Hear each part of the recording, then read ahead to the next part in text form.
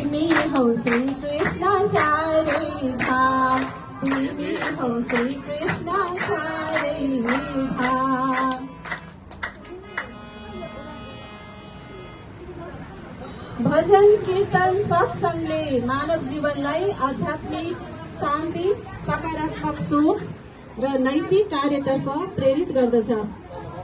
यस्ता कार्यक्रमहरूले समाजमा प्रेम, सद्भाव, एकता र धार्मिक चेतना अभिवृद्धि गर्न महत्त्वपूर्ण भूमिका खेल्ने गर्दछ।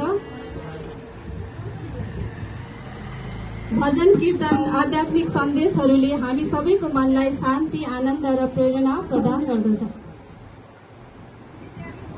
यस टोखामा अवस्थित घोङ्गबुको बीचमा अवस्थित सुन्दर 20 विनायक मन्दिरले टोलको शोभा बढाएको छ तथा महत्त्व बढाएको छ। त्यस्तै 20 विनायक भजन मण्डलीमा हुने नियमित भजन कीर्तन तथा यस ठाउँको जात्राहरूले मौलिक धर्म संस्कृतिको जगेर्नाको पहिचान पनि हुँदै आयो।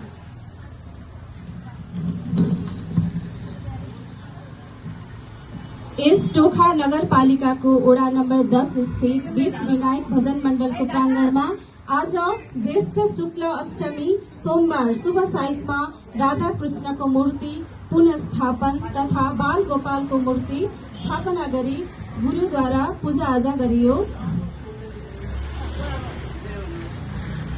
प्रसाद वितरण तथा भजन कीर्तनका कार्यक्रमहरू पनि छन्। कार्यक्रम समापन अघि राधा कृष्ण भजन गाइदिनु हुन 20 विनायक भजन मण्डलकी भजन गायिका सरला तिवारीज्यूलाई हार्दिक अनुरोध गर्दछु।